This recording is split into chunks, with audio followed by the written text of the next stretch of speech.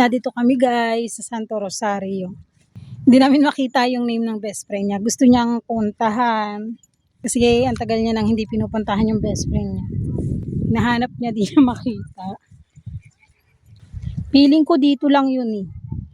Dito sa part na to yun.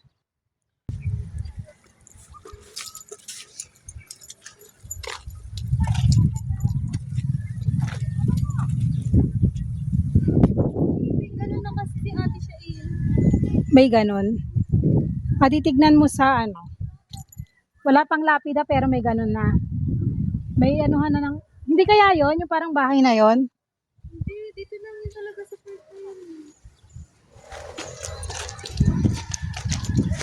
Kadalin.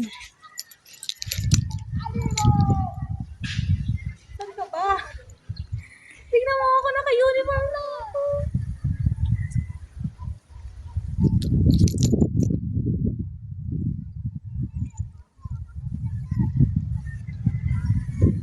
Sorry po.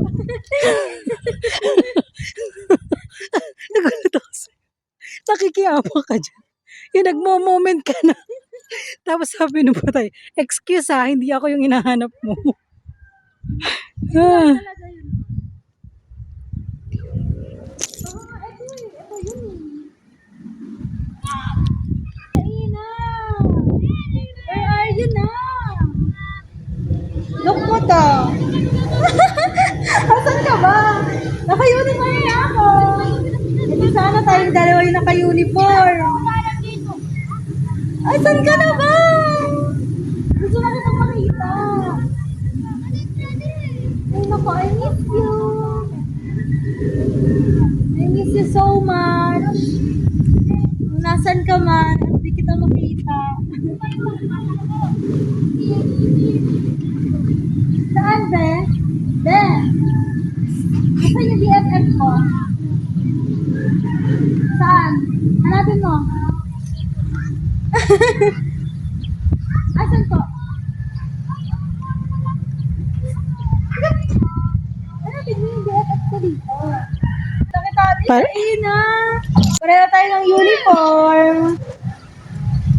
Kaso wala ka na.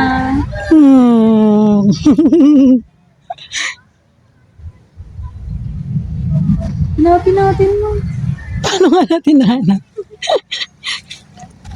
Siguro baka to. Or baka yan yung tinatayuan mo. May Bermuda grass na ba? Meron na daw Bermuda grass? Baka yan. Papatingin lang ako ng cellphone ko. Hindi ba to? Yan siya yan. Sabi ko na eh. Ang lakas ng pakiramdam kong siya yan. Kanina pa ako nakatayo dyan eh. Tinanong kita, di ba? Sabi ko kung si siya ina na ta. Siya yan? Siya na yan? Patingin.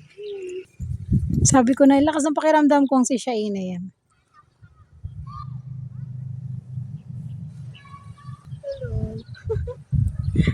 Nakakainis ka naman. Nag-ikot-ikot ako dun, oh. Miss na kita. Tayo ka na dyan.